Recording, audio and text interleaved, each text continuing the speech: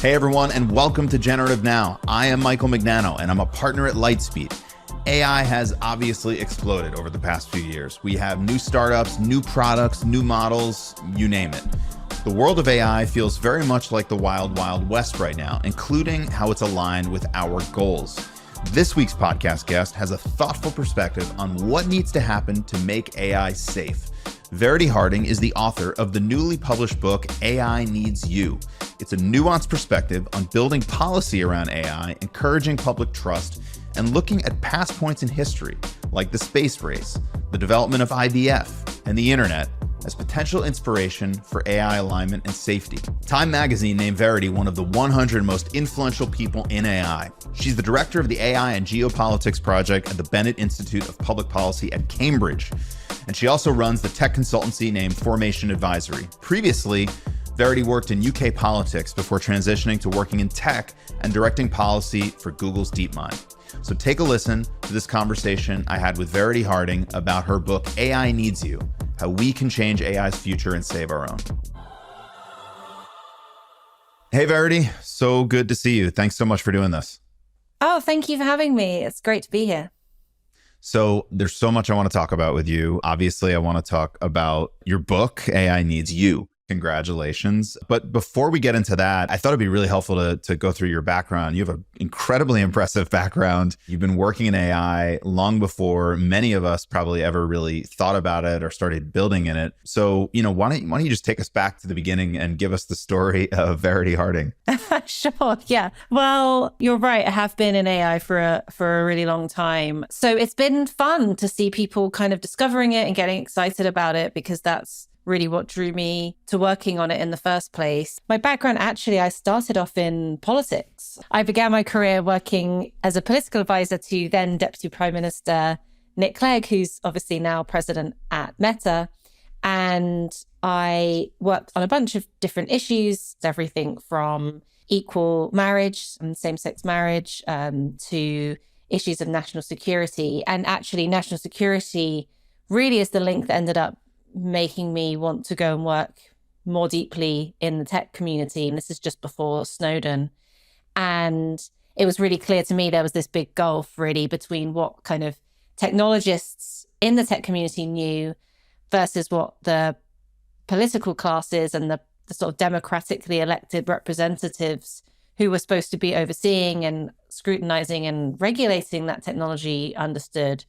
So I wanted to be kind of, I guess, a mediator or an interpreter between those two worlds, explaining politics to tech people and tech to politics people. So I was at Alphabet close to a decade in total, but the vast bulk of that was with DeepMind, who I'm sure all of your listeners will know now, but was a little known British AI lab at the time. And I was at Google when Google acquired them and got to know Demis Hassabis, the founder and CEO, through that process, and was very inspired by him personally, of course, and also the work that he was doing and his team was doing.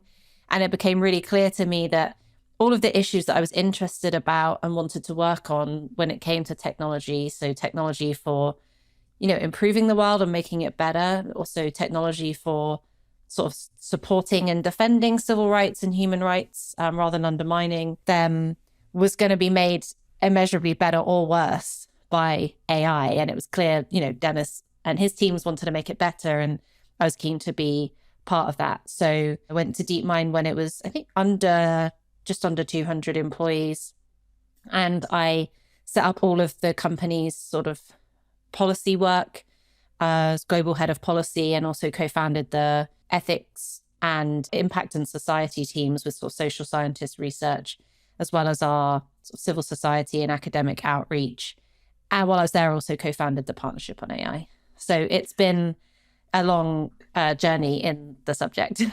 Yeah, such a fascinating background. And especially in hindsight, like how incredible that you were able to be at DeepMind in this really transformative and sort of pivotal moment in the history of AI. Looking back, did you all at DeepMind know at the time that the work coming out of this team would be so important to not only Google, but obviously the broader AI landscape? Yes, definitely. And I mean, I certainly did. We had too much work to do, so we weren't really sat around talking about, how important are we in the space? But for me, being a sort of externally facing person, it was really clear to me how important it was. We're in this big sort of AI hype cycle at the moment, right? Driven by ChatGPT. But again, because I was kind of dealing with people on the outside, I very acutely remember the big hype cycle that happened in AI around sort of 2016, 17.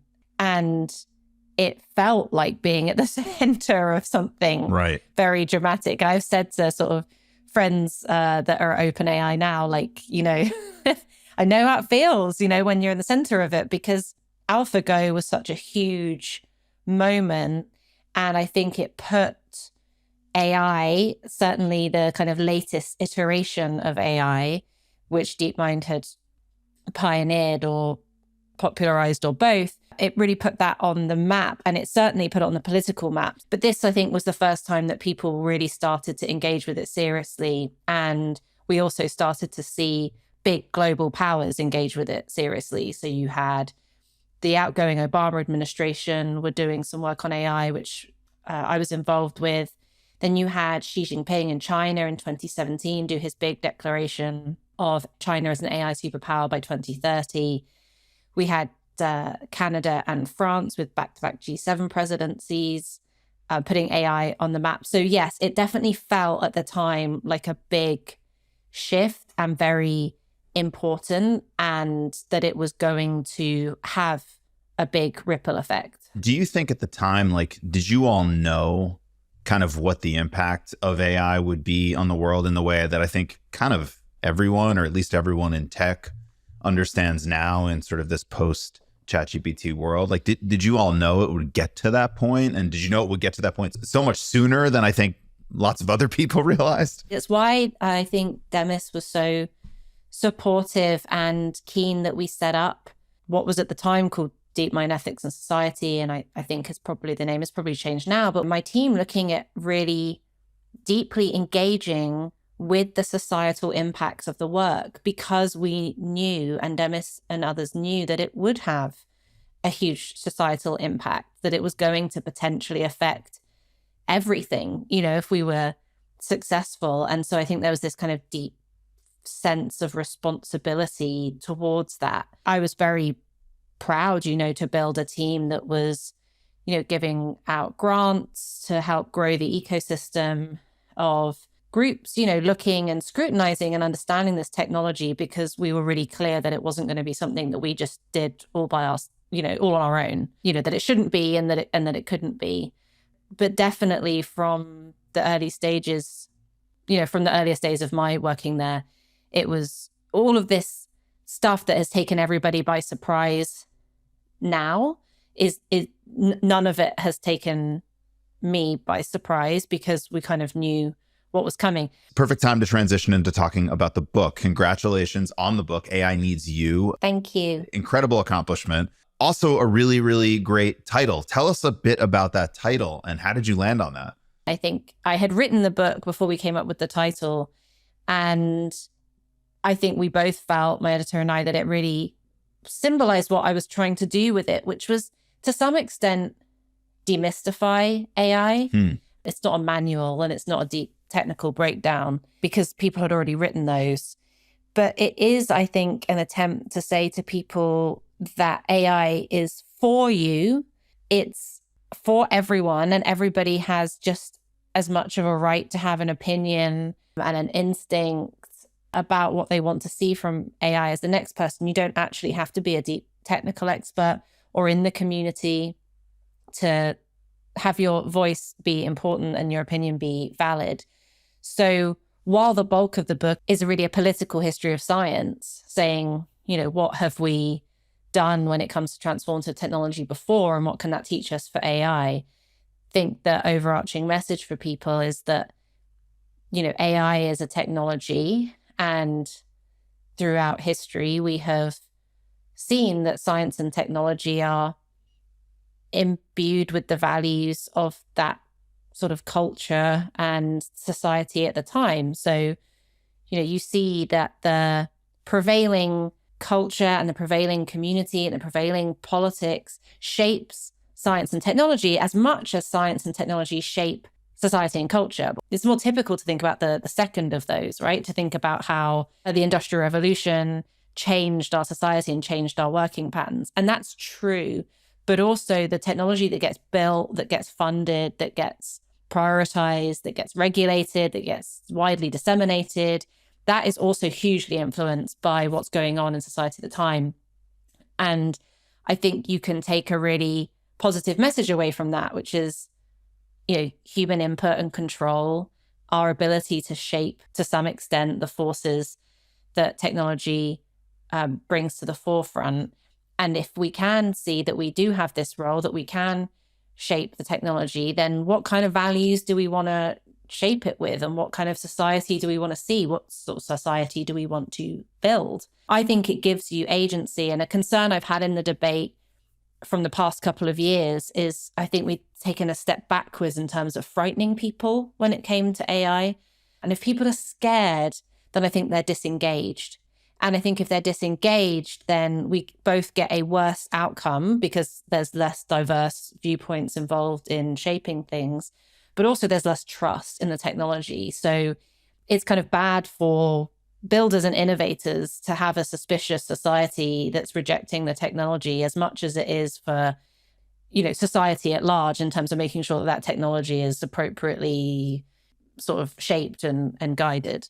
This point about people being scared, what it makes me think of is the fact that the world in general, maybe partially due to the internet and social media, is very, very polarized right now. It seems like every issue, you've got this tribalism of people on one side and people on another side. And maybe that's what leads to the fear. In the book, you talk about these sort of historical points of reference of innovation, which we'll get into. And one of the things I was thinking about as I was reading it was like, I wonder if that same level of fear and tribalism existed during these other historical points of innovation, because we didn't have the internet, we didn't have social media. How do you think about that? Do you feel like as a society, we're going to be able to have the same types of pragmatic debates that maybe we had during the space race or IVF that we're having today on Twitter? Yeah.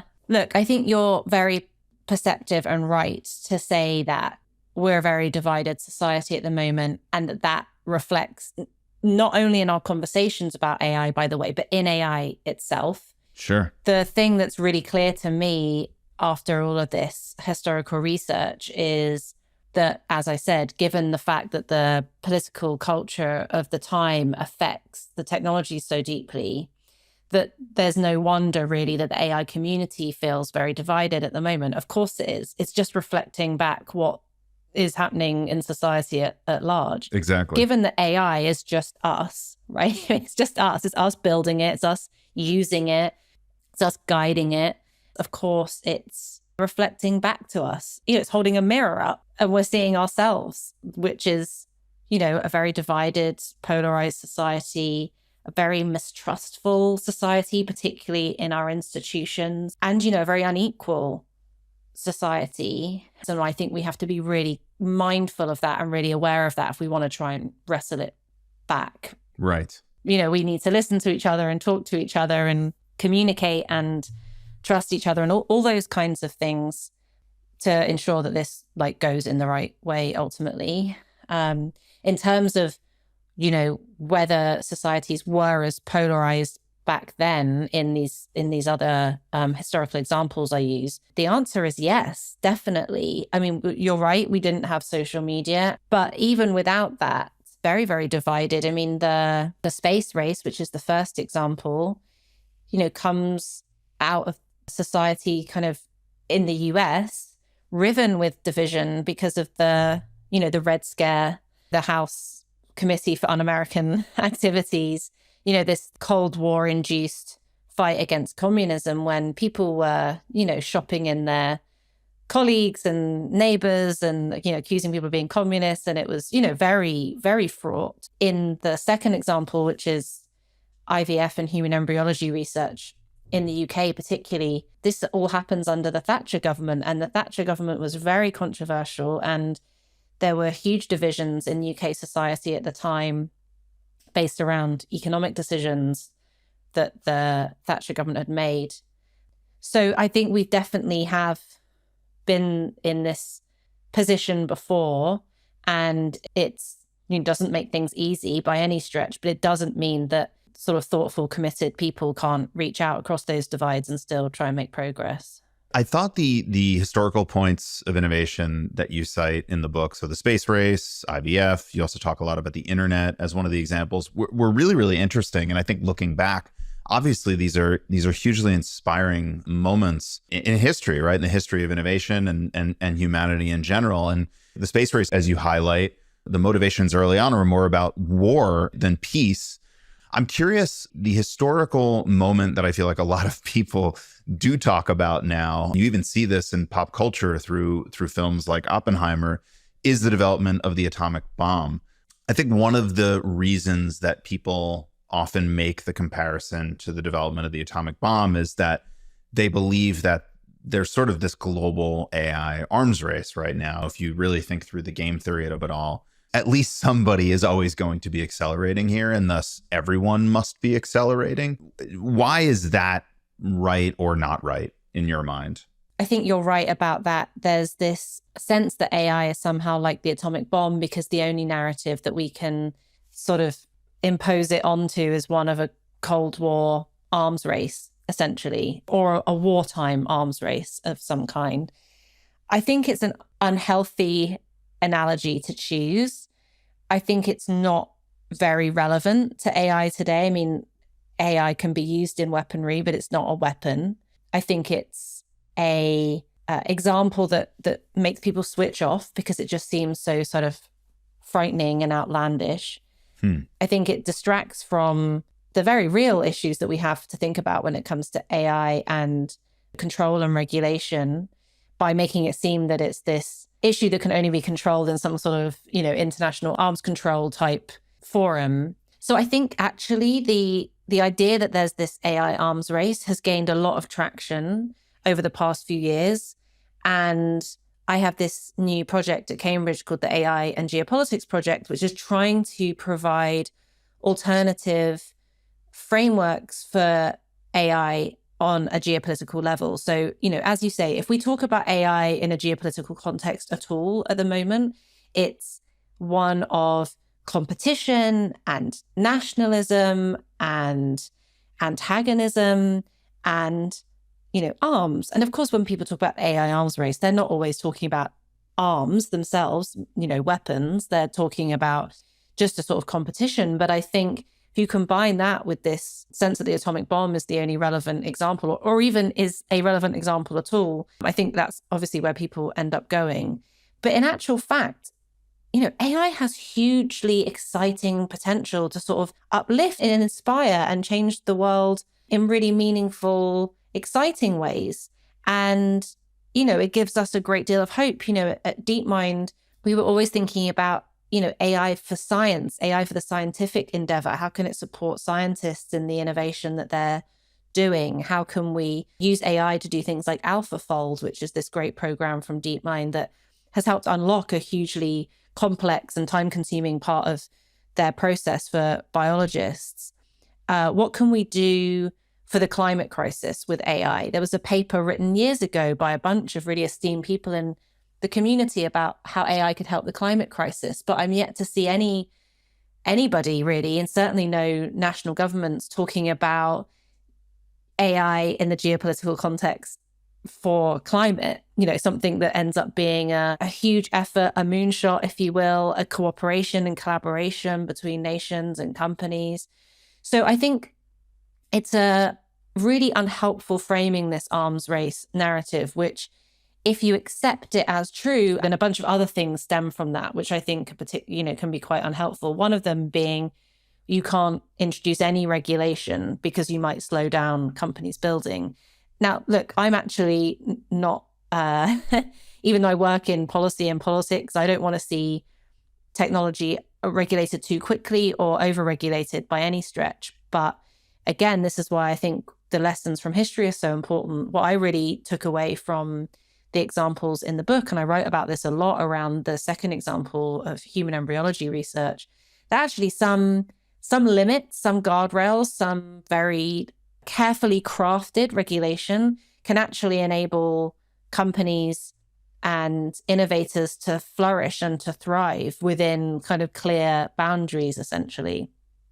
So I'm hoping the work that me and the team will do at Cambridge will start to bring forth other narratives that are and ideas and approaches that are grounded not so much in competition and militarism, but more in sort of cooperation and essentially a more positive vision for what the future of the world looks like with AI rather than one that's so negative as it is currently. I think a lot of builders, entrepreneurs, VCs, frankly, like I think my natural inclination is to be like this as well as a former entrepreneur and now VC, is to not slow down and to keep building and, sort of an eye towards technological progress.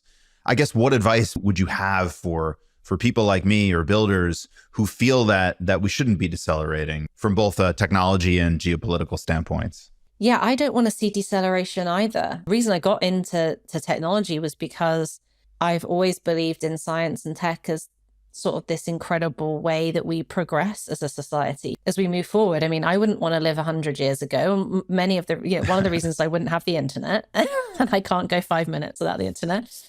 But all these incredible advances that make our lives today so much better than they were in the past, huge numbers of them come from science and technology. And I think we need it to help us continue to move forward and make progress. The way to do it, I think, is just with intentionality and with purpose. This is really what comes through in the final example around the early internet, that it sometimes can be to the detriment of progress if you try and not have other viewpoints involved. You try to keep, e.g., the government as far away as possible. Of course, no one is building in a vacuum. That's not possible. You're building in a context, you're building in a society, and being very aware of that and very alive to that, I think makes the building ultimately better for a bunch of reasons. One, trust. It's really important that people trust the people building the technology and the technology itself. You probably saw this, but I wasn't there, but I saw that at South by Southwest recently, an advert for Gen AI, and it was booed by the crowd, and this is a South by Southwest crowd. It's people like me who care about technology and want to see it be the best of itself. I think you only do that by being really alive to the context in which you're building. So I think that's one really important reason. I think the other is that it's much easier to build and to grow if you're doing that on strong foundations, stable foundations. And actually, this second example in the book around IVF and human embryology research showed that some limited, targeted, thoughtful regulation really enabled a flourishing multi-billion-pound life sciences sector to grow in the UK. That technology went from being hugely controversial to being sort of completely depoliticized and non-controversial. Whereas you look at the US, where the same issues became, were not dealt with in the same way. Legislation was not brought in. There wasn't that same sort of deliberative discussion. And that type of life sciences research remains, controversial in the US to this day. George W. Bush banned stem cell research, which I don't think is good for science. Obama then unbans it. But then you're making something which should be an issue about science for people's health and well-being becomes partisan politics, which I don't think is good. So the other reason I think for builders to care about the cultural context is because I think it also ultimately creates a more stable environment for them in which to build. So when it comes to AI governance, who are the specific constituents that you feel need to have a seat at the table in the conversation? I think the technologists, the people building it themselves, absolutely need a seat at the table. I was running the policy team at DeepMind and at Google. I want the scientists, the builders there, in those conversations for sure. It's just that I also want a very diverse set of views to be at the table, because I think we'll get to a better solution for all of us if that's the case. So if we're looking at the broad umbrella term of AI, right, there's a bunch of things that come underneath that. Gen AI is one, but let's also look at the way automated processes have affected people's lives. I mean, no one wants to talk about this as AI anymore, and I'm guilty of this too. Sort of something becomes integrated and it's like, well, that's just, algorithmic decision making, or, everything used to be called big data, and now all of it is seen as just kind of normal. And now when we talk about AI, we're only talking about the future stuff. But if we talk about, automated decision-making processes that are happening, changes in society that are happening through things like live facial recognition, these are discussions that need to be representative. And actually, the people who are often best placed to weigh in on those discussions are the people already being affected. So I often say to people, talk to the people affected by this. Talk to somebody who's maybe had their benefits or their health insurance stopped because they got trapped in algorithmic decision making and they couldn't speak to somebody. Talk to a delivery driver who is monitored with cameras and sensors the entire time that they're working, so that the types of freedoms that those in more, privileged, higher status jobs take for granted are basically impossible. Your brakes are timed, the fact that you put your foot too hard on the pedal to stop or accelerate is monitored. Monitoring your facial expressions all the time. Every single delivery that you make has to happen within a window. And these types of things, I think, can feel very removed. Sometimes I felt from the tech community. I felt like we were, often, not always, but often a pretty privileged bunch, insulated from some of these harms or some of these trends. And I think that leads you into a false sense of security, because it might be those people today, but it might be more people in future. And if that's not the type of society that you want to see, then learning about that and educating yourself with those stories, understanding that more deeply, and indeed consulting with those people, participatory design processes can actually really help improve the outcome and lead to sort of avoiding unintended consequences. So at DeepMind, we sort of brought in social scientists, as well as kind of traditional AI research scientists. And what we found is the collaborations and the people working together really were fantastic in terms of getting us to a better outcome at the end. The more voices, the better. Sounds like a kind of glib, easy statement to say. But to some extent, the greater diversity of viewpoints, the better, both for getting, a better product or a better outcome, or, ensuring that you can align more clearly with your purpose and with your intention when you're building something. But also, I think, in terms of avoiding potentially adverse outcomes that are ultimately damaging to your brand or your ability to continue to build in the way that you want to. Feels like there are many, many, many topics that will need to be discussed, many design conversations, as you put it, to be had, from obvious things like, facial recognition, which you mentioned, to the fair use conversation around training data, and all the way to like things that may happen far into the future, like job displacement and universal basic income and things like that. How do we even go about prioritizing this list of conversations to be had? Where does it start? Well, the good news is we don't have to fix it all in one go. I think sometimes it feels really daunting if you think about AI as all of those conversations that you mentioned, and we have to fix all of them. And in actual fact, it will be different groups of people at different times who focus on different parts of that conversation. So in the second chapter in the book that focuses on IVF and human embryology research, this was a new technology which, after initial excitement, people became very nervous about. I mean, it's almost exactly like we're seeing with AI today. The first baby was born using IVF techniques in 1978 in the UK.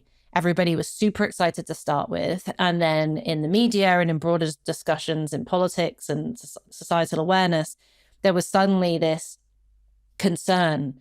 What does this mean to be human? What will this mean in the future? What does this mean we might be capable of? And people coming up with these kind of Frankenstein-esque type nightmares. I mean, it feels very similar to the AI conversation we're having now, this kind of deep philosophical conversation as much as a practical one. What the government said was, look, this is new. We don't know. We can't just regulate straight away.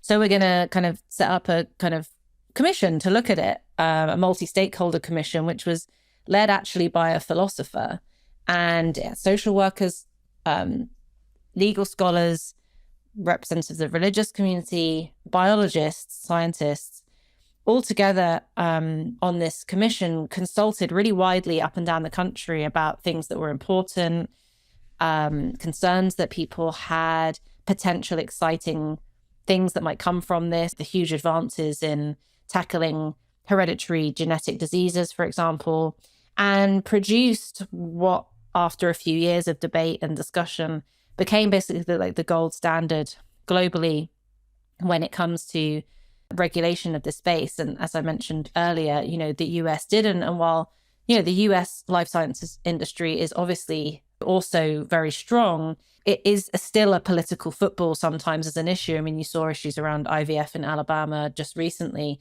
in a way that's not good for business, that's not good for science, that's not good for society. By the way, this is not going to be something that's a top-down, decided by government and delivered, on a tablet to the research community of like, you may do this, you may not do this. A lot of these decisions are going to be made in the business context. So you're already seeing collective bargaining around AI happening, e.g. in the Hollywood strikes for writers and actors. And that's going to affect what some of the biggest businesses in the US decide to do when it comes to AI implementation and adoption. So that's what I mean by the way that society and to tech sort of interact with each other and have an effect on each other. So yes, the technology means that new things are possible, but also the prevailing mood and environment of the time, the cultural context in which it's built, also then has an impact back on to the tech itself.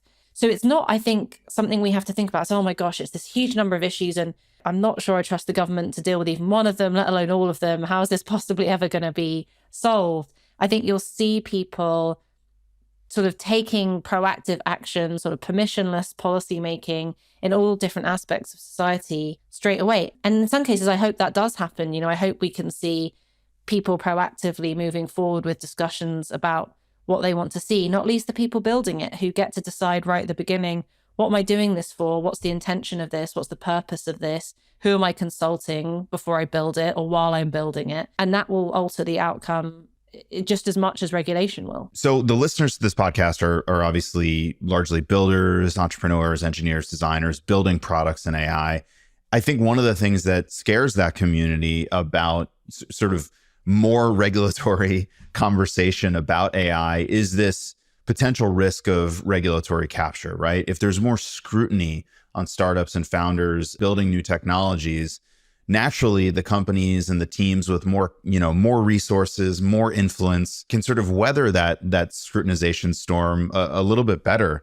So how does this not end up in a place where only the biggest companies in the world can sort of clear the bar and capture a larger share of the market and actually stifle the competition of startups and builders who are emerging in the space? Right. Of course, I understand that people think that. And I think, they're right to be concerned and alive to those issues for sure. And I'd be lying to say that they're not things that they do need to be concerned about in some cases. And I think it is a concern of, when I talk about having diverse representation and, a participatory process that includes all voices, I mean, startups being involved in that as much as the big companies. That's exactly the type of diversity that's really important to have in the discussion, because what the type of government support or incentives or, whatever that a startup will need is going to be very, very different from what, a Google or a Meta or a Microsoft need. So that is really important that voice is heard. The reason the book is called AI Needs You is to try and get people to understand that their voice is really important in AI. And so when it comes to, entrepreneurs and people in the tech community that might be listening to this, it's you as much as it is the person being affected by AI in a different way. I would really encourage people listening to get involved, not feel that these discussions are not for them. Now, that being said, as you mentioned, it is a lot easier to be represented around the table if your company is big enough and wealthy enough to afford to hire people like me to be there in those conversations for you. And in some ways, the best way to think about doing that is to sort of band together. So you see groups of startups coming together to sort of have a voice. And I personally, my day job is actually running a consultancy company where I help companies of all sizes think about their role in the AI discussion, how they're using AI. I think no matter what size you are, you have to try and be alive to that from as early as you can. But there may be, an industry body that you can join who represents the startup voice, for example. Or you may just want to write to your representative and ask them, what they're doing around the issues that you particularly care about. And it might be to do with your business. It might not be. It might be that you want to see more AI in health and less AI in criminal justice system, and you're concerned about that, or you're concerned about, what bad actors are doing to the reputation of AI and tech, or whatever it may be. That opinion, it's important that somebody hears it. So I think I do want us, when we're talking about the tech community, to delineate these groups from each other. The conclusion of the book is, I would say, a very optimistic one. I would say cautiously optimistic, if I interpreted your intention correctly. Right. Yeah, I think that's a very fair interpretation. You comment on how in the past the right voices have been a part of the conversation. You say political impact can have a real difference, but at the same time, idealism can be dangerous. And you think, once again, here, there's a reason to be optimistic. So I guess, what does that actually look like from here? Like, what are the next steps? What happens? How does this end up reflecting, the historical events that you highlight in the past, like the space race, IBF, and the internet? Well, of course, the truth is nobody knows exactly what's going to happen. And so if I sat here and said I know exactly what's happened, people would probably rightly turn off. But I think it's clear that a few things are going to happen. Firstly, it's clear that the interest in and attention upon AI from a broader public perspective has changed forever since ChatGPT. And in some cases, it's easier now to get attention for issues around AI because everyone's talking about it. But in another case, the fact that everyone's talking about it has muddied the waters somewhat and might make progress more difficult. I think what it means for your audience, who, as I understand, are mainly builders of this technology, is that the scrutiny levels on what they're doing are going to be higher than ever. And so understanding that as they start building is going to be more important than it ever was before. I think it also means the way that the public and political world view AI is going to end up having quite a big effect on what AI looks like. Even if you sort of try and block it out and resist it for whatever reason, there's no doubt that the reaction that we've seen to AI, some positive and some negative, is going to shape what happens and what is possible. As we were talking about before, the distrust and the division, the suspicion from people at large with the technology industry is going to have an effect on what they're willing to sort of accept and receive. And we're seeing in some areas a kind of a rollback on things that we thought were just a given. So an example would be, automated checkout counters in supermarkets and other shops. We're seeing a big rollback in those, people saying, actually, we're going to put people back there because, we're not sure if it's linked to shoplifting and our customers don't like it. And blah, blah. So I wouldn't call it a backlash. I wouldn't even call it a rollback, but I do think there's a suspicion and a mistrust which is going to have an effect. That's the slight more negative or, positive, depending on your viewpoint. But that's the slightly perhaps more downbeat prediction for the future. But I think the more upbeat prediction is that, what I've really learned from writing the book and looking at these historical examples is that, like somebody said to me, they read the book, and after reading the book, they felt, like the technology was cool and they're excited by the technology, but that like humans are pretty great too, they said to me. I think that's really what comes through this. I'm not scared about the future of AI, and I don't want other people to be scared about the future of AI, because I have seen from this research, all of which I've, talked about in the book, is that we have always been able to manage advances in new technology before. And I think we'll be able to do it again. And I think it will continue to improve our lives in sort of untold ways. I mean, the day-to-day of you and I at the moment looks so different from even people 30 years ago, let alone 50, let alone 100. And I think we all feel that that's mostly pretty positive. And I think AI is going to give us this incredible potential to move forward on really big stuck problems for us at the moment, our, health outcomes, our ability to tackle, food security, the climate crisis. I think that AI is going to potentially be that technology that helps us unlock a lot of those things. And the increased intention on AI, the increased impact in, what it is, who it's for, how it's being built. That scrutiny, I think, actually may help us guide the development of it towards those big kind of grand challenges. I think people will see that there's a way for AI to be super positive and impactful on society in a good way, and a way for it to be less so. And I do really ultimately believe in the power of technology and science to move us forward. And I think more people are going to want to work on those things that uplift and inspire us all, rather than on the other. Verity, this has been such a fascinating conversation. I've personally learned so much. It would be great if you could tell our listeners where they can get the book, AI Needs You. Yes, of course. Well, you can get it at any good bookstore. You can get it online, Amazon or bookshop.org, who support independent bookstores. And it's available in audiobook format too, although not read by me. Awesome. Well, thank you so much, Verity. This has been great, and hope to have you on again sometime in the future. Thank you so much for having me. It was really interesting. Thank you.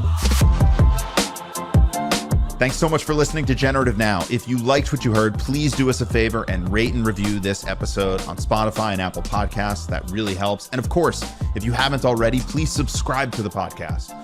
And if you want to learn more, follow Lightspeed at LightspeedVP on YouTube, Twitter, LinkedIn, and everywhere else. Generative Now is produced by Lightspeed in partnership with Pod People. I'm Michael Mignano, and we will be back next week with another fascinating conversation.